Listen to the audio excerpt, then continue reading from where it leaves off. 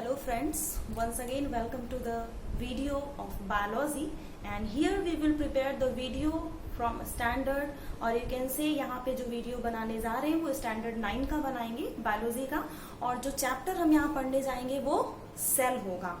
तो हमें अपना इंट्रोडक्शन देने की जरूरत नहीं है। As you already know that I am Anjali Rai of the DAV school Saita Jaddupur and here I am present to have this video of biology. Once again welcome back. तो यहाँ पे बात करेंगे सेल के बारे में जो कि आपका फर्स्ट चैप्टर सेल है।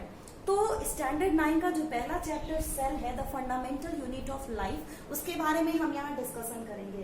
एक्चुअली सेल इस चैप्टर में सिर्फ आपको सेल के बारे में ही पढ़ना है कि what is cell, who discovered the cell, what are the constituents of the cell और सेल के जितनी भी ऑर्गेनल्स हैं या फिर सेल कैसे बना, किस तरीके से बना, जितने भी लिविंग ऑर्गेनिजम्स हैं वो किस तरीके से बने, वो सारा डिस्कशन हम यहाँ करेंगे। You can see here on the white board. सबसे पहले मैंने सारा इंट्रोडक्शन और मेन कॉन्सेप्ट्स जो कि मेन टर्म्स है जो मैंने यहाँ लिखा है आप देख सकते हैं। Cell, then discovery, then cell theory, then unicellular, multicellular, prokaryotes, eukaryotes, basic structure of cell, that is cell membrane, nucleus and cytoplasm. So dear students, today we will discuss about the cell and its different terms which are given on the board. तो सबसे पहले cell के बारे में discuss करेंगे। Actually what is cell. तो cell को mostly कहा जाता है, ऐसे हम कह सकते हैं कि cell is the structural and functional unit of life. Cell is the structural and functional unit of life. Functional unit of life. यहाँ पे आप देख सकते हैं मैंने लिखा है cell is the structural and functional unit of life. इसका मतलब ये है कि कोई भी सेल, ठीक है, या फिर जो भी सेल्स प्रेजेंट हैं जितने भी लिविंग ऑर्गेनिज्म में वो सारे के सारे सेल किसी ना किसी सेल से बने हुए हैं। और यहाँ पे इसका कहने का मतलब ये है कि जो लाइफ है, जितने भी लिविंग ऑर्गेनिज्म है, उनका जो बेस होता है, जहां से वो स्टार्ट करते हैं, वो किससे बना होता है? सेल से बना होता है। ठीक है ना। Please guys, please students, please friends, don't be confused. यहाँ सेल कहने का मतलब यही है कि सेल जो होता है वो किसी भी लाइफ का बेस होता है, basic and structural unit of the life. अब जब सेल के बारे में बात करेंगे तो ये भी बता दें कि एक्चुअली जितने भी लिविंग ऑर्गेनिज्म इस अर्थ पे हैं वो सारे के सारे सेल से बने हुए हैं और it is not possible that any organism can exist on earth without the cell. ये ऐसा नहीं हो सकता। मतलब कि यहाँ पे सिंपल सा एक सिंपल वर्ड में बोला जाए तो जितने भी लिविंग ऑर्गेनिज्म है वो सारे के सारे सेल से बने होते हैं। ये चीज क्लियर हुआ। तो अब बात कर लेंगे डिस्कवरी के बारे में। यहाँ सेल क्या होता है ये मैंने बता दिया कि cell is the basic structure of living organism. जैसे कि किसी भी घर को बनाने के लिए छोटे छोटे ब्रिक्स की जरूरत पड़ती है और उसी ब्रिक से पूरा घर बनता है, तो सेम लाइक अ सेल बहुत सारे सेल मिलकर फिर एक लिविंग ऑर्गेनिज्म बनाते हैं। चाहे वो सिंगल सेल लिविंग ऑर्गेनिज्म हो, चाहे कोई ऐसा लिविंग ऑर्गेनिज्म हो जिसमें सिंगल सेल ना हो, मोर देन वन सेल हो। इसके बारे में डिस्कस करेंगे लेकिन फर्दर टॉपिक में। अभी यहाँ हम डिस्कस करेंगे डिस्कवरी ऑफ सेल के बारे में। ठीक है। तो डिस्कवरी ऑफ सेल के बारे में डिस्कस करने से पहले हम आपको ये बता दें कि हु डिस्कवर्ड द सेल और साइटोलॉजी क्या होता है। ठीक है। एक चीज बता दें यहाँ पे कि साइटोलॉजी क्या होता है। What is cytology? Actually cytology को हम सेल बायोलॉजी भी बोलते हैं। It is also known as cell biology. Cytology means study of cell. जैसा कि इस चैप्टर का नेम ही है सेल, तो हमें जानना चाहिए कि एक्चुअली सेल की स्टडी को बोलते क्या है। तो the study of cell is known as cell biology और साइटोलॉजी। ये चीज क्लियर हो गई। अब डिस्कवरी के बारे में बात कर रहे थे तो रॉबर्ट हुक के बारे में बात कर ले। रॉबर्ट हुक के बारे में थोड़ा सा बात कर लेते हैं। एक्चुअली जब भी हम डिस्कवरी की बात करते हैं then we will talk about the scientist that who discovered the cell. तो रॉबर्ट हुक ने क्या किया था? सेल को डिस्कवर्ड किया था। डिस्कवर्ड कैसे किया था? कॉर्क के थ्रू किया था। हाउ? कॉर्क के थ्रू। कॉर्क क्या है? किसी भी प्लांट के स्टेम, जो स्टेम होता है उसके लेयर्स में क्या बहुत सारे लेयर्स होते हैं और इसी लेयर्स के अंदर प्रेजेंट होता है कॉर्क, जो कि ट्री के बार्क में प्रेजेंट होता है, ठीक है। और इसी बार्क में से इन्होंने कॉर्क को निकाला और कॉर्क को क्या हुआ अपने माइक्रोस्कोप के अंदर उन्होंने देखा। किसने? रॉबर्ट हुक ने देखा। तो जब उन्होंने इसमें देखा तो उनको मिला क्या? एक्चुअली एक हनी कॉम्ब लाइक स्ट्रक्चर मिला, एक लिटिल रूम लाइक स्ट्रक्चर मिला। मतलब कि जब उस कॉर्क को उन्होंने माइक्रोस्कोप के अंदर देखा तो उन्हें कुछ इस तरीके का स्ट्रक्चर मिला, like this structure, this type, then like this, something like this, इस तरीके का स्ट्रक्चर मिला, ठीक है। तो जब इस तरीके का स्ट्रक्चर उन्होंने देखा, जब कॉर्क को अपने माइक्रोस्कोप में लगाकर, तो उन्होंने इस स्ट्रक्चर को नाम दिया लिटिल रूम। क्या दिया? Little room. तो लिटिल रूम दिया, तो फिर जब ये लिटिल रूम दिया तो फिर इससे क्या बन गया? एक छोटे से रूम को हम सेल भी कह सकते हैं। और ये जो सेल है ये क्या हुआ है? लैटिन वर्ड से क्या है? बना हुआ है। लैटिन वर्ड कौन सा है? सेल्यूला।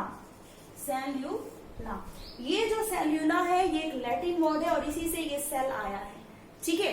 तो यहाँ पे सेल के बारे में डिस्कस कर लिए कि cell is the structural and basic unit of a living organism. Discovery, तो Robert Hooke discovered the cell. How he discovered the cell? Then he take the bark of a tree and then he take out the cork from the bark and see under the microscope, and what he found a little compartment like structure which he named as a cell, which is taken from the Latin word that is cellulae। तो यहाँ पे cell और cell की discovery complete हो गई आपकी। अब अगर हम बात करेंगे तो सेल थ्योरी के बारे में जरा बात करें कि actually what is cell theory. Cell theory के बारे में बात करने से पहले हम आपको एक चीज और बता देते हैं कि जब सेल की डिस्कवरी हो रही थी तो बहुत सारे साइंटिस्ट सेल पे डिस्कवरीज कर रहे थे, जिसमें पहला नाम रॉबर्ट हुक का आया था, जिन्होंने सबसे पहले सेल के बारे में डिस्कवरी की थी। उसके बाद स्लाइडन, श्वान, ये सारे साइंटिस्ट थे जिन्होंने सेल के ऊपर डिस्कवरी की। उसके बाद आर वर्चाउ ने भी डिस्कवरी की। तो सबसे फाइनली बहुत सारे साइंटिस्ट मिलकर जब डिस्कवरीज करते गए तो एक फाइनली सेल थ्योरी बन गया, जिसमें वो जो सेल थ्योरी था जिसको मॉडर्न सेल थ्योरी बोला जाता है, उस सेल थ्योरी में 4 चीजें बताई गई थी, ठीक है। उसके बारे में जान लेते हैं कि सेल थ्योरी में बताया एक्चुअली क्या गया था। पहला चीज ये बताया गया था कि ऑल द सेल्स, या फिर ये भी कह सकते हैं all the organisms are made up of cell. मतलब ये जितने भी ऑर्गेनिजम्स होंगे वो सारे के सारे किससे बने होंगे? सेल से बने होंगे। पहली पॉइंट। सेकेंड पॉइंट, पहली पॉइंट फिर से बता दूं कि all the organisms are made up of cell. Second चीज कि जितनी भी मेटाबॉलिक एक्टिविटीज होती है, all the metabolic activities occurs in cell. Second चीज, जितनी भी मेटाबॉलिक एक्टिविटीज होती है वो सारी की सारी सेल के अंदर होती है। तीसरी चीज, जितने भी ऑर्गेनिजम्स जो सेल से बने होते हैं वो किसी प्री एग्जिस्टिंग सेल से बने होते हैं। मतलब all the organisms are made up of pre existing cells. Pre existing cells कह सकते हैं कि all the organisms arises from pre existing cells. इसका ये प्री एग्जिस्टिंग सेल्स का एक लैटिन वर्ड भी है जिसको ओमनीज सेल्यूला ई सेल्यूला बोला जाता है। ये जो ओमनीज सेल्यूला ई सेल्यूला जो दिया गया है, इसका मतलब ही होता है कि जितने ऑर्गेनिजम्स हैं वो सारे के सारे प्री एग्जिस्टिंग सेल से बने हुए हैं। एंड फाइनली फोर्थ क्या था कि जितने भी ऑर्गेनिज्म जो कि अपने लाइफ को स्टार्ट करते हैं वो सारे के सारे सिंगल सेल से ही बने होते हैं। पहले वो सिंगल सेल ही होते हैं, बाद में वो डेवलप कर मल्टीपल सेल बन जाए या सिंगल सेल ही रह जाए, ये उस ऑर्गेनिज्म पे डिपेंड करता है, ठीक है। तो ये हुआ postulates which is also known as cell theory। तो सेल थ्योरी में एक बार और डिस्कस कर लेते हैं। All the organisms are made up of cells, all the metabolic activities occurs in the cells, all the organisms are made up of pre-existing cells and all the organisms arises from a single cell except virus। Exception में virus है। अब आगे बात करेंगे unicellular and multi cellular. तो जब भी हम यूनिसेलुलर और मल्टी सेलुलर के बारे में डिस्कस करते हैं तो इसमें आपको ज्यादा कंफ्यूजन नहीं होगा। यूनि का मतलब आप जानते ही हैं कि what is mean by uni and what is mean by multi. Unicellular, uni means होता है सिंगल एंड सेलुलर मीन्स होता है सेल। फाइनली आप देख सकते हैं unicellular, uni means single and cellular means cell, means ऐसे ऑर्गेनिज्म जो कि सिंगल सेल से बने होते हैं। किसने से बने होते हैं? Single cell. Means the organisms which are made up of single cell are known as unicellular. इसमें हम अमीबा का एग्जाम्पल ले लेते हैं, इट्स ऑल्सो यूनिसेलुलर ऑर्गेनिज्म, ये आपका एग्जाम्पल हो गया। Second multi cellular, multi cellular का बात कर लेते हैं। Multi means more than one and cellular means cell। अब multi means more than one, cellular means cell, multicellular means more than one cell। Example cow, cat, human beings, किसी का भी example ले सकते हैं। We all are multicellular organism. तो हमें नहीं लगता कि आपको इस टॉपिक में कोई डाउट होगी। Unicellular means the organisms which are made up of single cell and multicellular means the organisms which are made up of more than one cell. अब यहाँ पे यूनिसेलुलर मल्टी सेलुलर सब finish हो गया। अब आते हैं प्रोकैरियोट्स एंड यूकैरियोट्स के बारे में। प्रोकैरियोट्स एंड यूकैरियोट्स ये भी एक तरीके के सेल होते हैं, पर होते कैसे हैं एक्चुअली, इसके बारे में भी डिस्कस कर ही लेते हैं जब सारे कुछ डिस्कस कर ही रहे हैं। तो प्रोकैरियोट्स एंड यूकैरियोट्स के बारे में जरा हम बात कर ले। प्रोकैरियोट्स, प्रो मीन्स होता है ये प्रिमिटिव एंड कैरियोट्स मतलब होता है न्यूक्लियस। ध्यान से सुनिएगा, pro means primitive and karyotes means nucleus. U means advance and caryotes means nucleus। यहाँ पे prokaryotes means false nucleus या फिर primitive nucleus, और यहाँ पे modern nucleus या फिर true nucleus कह सकते हैं। This is primitive nucleus and this is modern nucleus। Okay? इसका कहने का मतलब ये होता है कि पहले primitive टाइम में thousands of years ago, millions of years ago पहले जो सेल थे वो प्रोकैरियोट्स थे। इसका मतलब ये हुआ कि उस सेल के अंदर जो न्यूक्लियस था वो स्प्रेडेड था, इसके अंदर का डीएनए भी इधर उधर स्प्रेडेड था। सेल ऑर्गेनल जो थे उसके ऊपर कोई मेम्ब्रेन नहीं था। Means the prokaryotic cell doesn't have a membrane bound organelles, they don't have a nuclear membrane over the nucleus. मतलब इनका जो न्यूक्लियस था उसके ऊपर कोई न्यूक्लियर मेम्ब्रेन नहीं था, मेम्ब्रेन बाउंड ऑर्गेनल नहीं था, ट्रू न्यूक्लियस नहीं था। ठीक है, तो ये सारी चीजें इनके पास नहीं थी।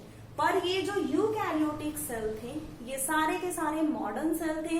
They have a true nucleus, they have a nuclear membrane over the nucleus, they have a proper DNA inside the nucleus, they have a proper cell membrane which is bounded by the membranes। मतलब इनके पास जितने भी organelles थे वो सारे के सारे membrane bounded थे।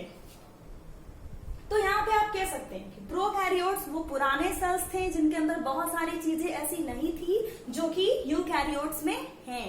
पहला क्या था कि इनका न्यूक्लियस वेल डिफाइंड नहीं था, इनके पास न्यूक्लियर मेम्ब्रेन नहीं था, डीएनए प्रॉपरली इसके अंदर प्रॉपरली डीएनए का कोई कॉन्फ़िगरेशन नहीं था, कोई अच्छे तरीके से डीएनए जो होती है ना, जैसे कि डीएनए यूकैरियोट्स डीएनए के बारे में अगर बात की जाए तो यूकैरियोट्स के अंदर जो डीएनए होता है वो प्रॉपरली न्यूक्लियस के अंदर होता है। लेकिन इसमें क्या था कि न्यूक्लियस ही चारों तरफ फैला हुआ था, स्प्रेडेड था, और डीएनए भी कुछ इस तरीके से था, इसलिए प्रॉपरली कोई इसे डिफाइन नहीं कर पाता था। उसके बाद मेम्ब्रेन बाउंड ऑर्गेनल इसमें नहीं थे जो कि इसमें है। तो ये सारे डिफरेंसेस है प्रोकैरियोट्स एंड यूकैरियोट्स के। मतलब ये टॉपिक भी आपका क्लियर हो गया। Basic structure of cell. अब पढ़ेंगे सेल मेम्ब्रेन के बारे में। 3 टाइप्स ऑफ बेसिक स्ट्रक्चर होते हैं। किसी भी सेल में 3 बेसिक स्ट्रक्चर पाया जाता है। पहला होता है सेल मेम्ब्रेन, पहला होता है क्या? सेल मेम्ब्रेन, पहला पॉइंट। सेकंड होता है न्यूक्लियस एंड थर्ड होता है साइटोप्लाज्म। तो सबसे पहले सेल मेम्ब्रेन के बारे में पढ़ेंगे। कोई भी सेल हो, whether it is a single cell, whether it is a multiple cell, वो सारे के सारे जो उनके ऊपर का आउटर लेयर होता है, ये जो आउटर लेयर होता है that is known as cell membrane, इसी को सेल मेम्ब्रेन बोला जाता है। किसी भी सेल का जो आउटर प्रोटेक्टिव लेयर होता है उसे हम सेल मेम्ब्रेन बोलते हैं। सेल मेम्ब्रेन को प्लाज्मा मेम्ब्रेन भी कहा जाता है। Cell membrane is also known as plasma membrane या फिर सेलेक्टिव परमिएबल मेम्ब्रेन या फिर प्लाज्मा लेमा, प्लाज्मा लेमा भी बोला जाता है। ये बहुत सारी चीजें हैं जिसको सेल मेम्ब्रेन को बोला जाता है। सेल मेम्ब्रेन को प्लाज्मा मेम्ब्रेन भी बोला जाता है, selective permeable membrane and plasma lemma. अब ये क्या थे, सेल मेम्ब्रेन के डिफरेंट नेम्स थे। और सेल मेम्ब्रेन एक्चुअली होता क्या है वो मैंने आपको बता दिया है कि किसी भी सेल का जो आउटर कवरिंग होता है वो सेल मेम्ब्रेन ही होता है। अब डिस्कस करेंगे कि सेल मेम्ब्रेन के ऊपर एक मॉडल बना जिसको फ्लूइड मोज़ेक मॉडल बोला जाता है।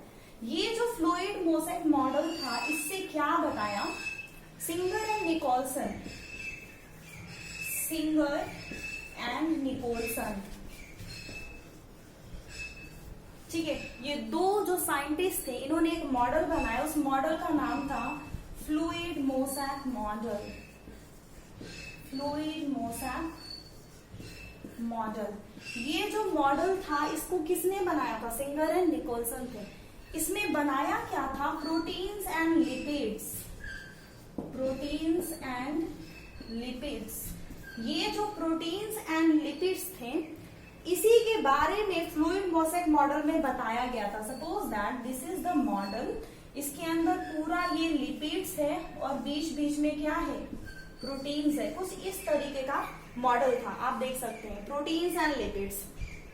ये जो राउंड राउंड है ये मान लेते हैं प्रोटीन्स है और बाकी का जितना मटेरियल इसके अंदर है वो सारा का सारा लिपिड्स है। फ्लूइड मोज़ेक मॉडल में सेल मेम्ब्रेन के स्ट्रक्चर को बताया गया था कि एक्चुअली सेल मेम्ब्रेन का स्ट्रक्चर होता कैसे। तो पहले ये जान ले कि cell membrane is made up of proteins and lipids. ये प्रोटीन्स एंड लिपिड्स किस तरीके से स्ट्रक्चर वाइज इसमें प्रेजेंट होते हैं, तो सपोज दैट आप देखे होंगे when the temperature is very low, अगर आप कभी ऐसे एरिया में गए होंगे जहाँ पे लेक्स हो, टेम्परेचर भी बहुत लो हो, तो उस कंडीशन में आप देखे होंगे कि लेक्स के अंदर बड़े बड़े बर्फ के टुकड़े, जिसे आइसबर्ग भी बोला जाता है, फ्लोट करता रहता है वाटर के अंदर। कुछ उसी तरीके का स्ट्रक्चर होता है fluid mosaic model of the plasma membrane. होता कैसे कि जो वाटर होता है लेक के अंदर, suppose that this is the lake, इस लेक के अंदर जो वाटर यहाँ पे फैला हुआ है, ठीक है, ये जो वाटर है ये क्या है, लिपिड्स है, ओके।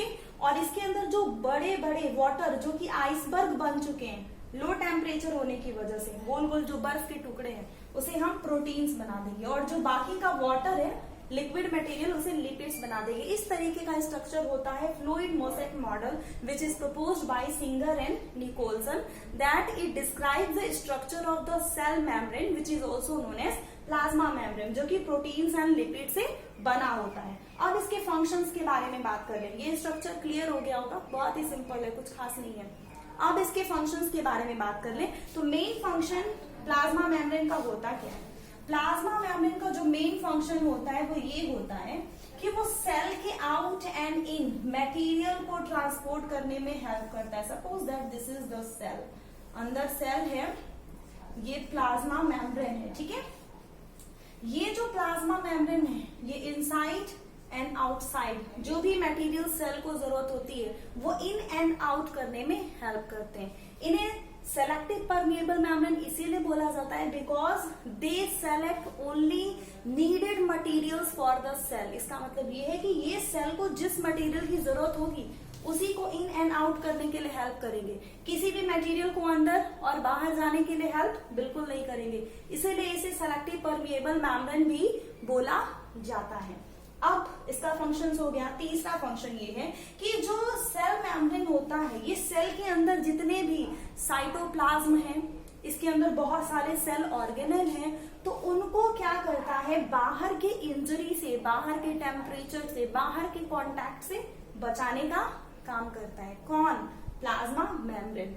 मतलब कि जो प्लाज्मा मेम्ब्रेन होता है वो बाहर के टेम्परेचर, बाहर के इंजरी, बाहर के टॉक्सिक केमिकल से पूरे सेल को बचाने में हेल्प करता है. And finally this is the function of plasma membrane which I have completed here.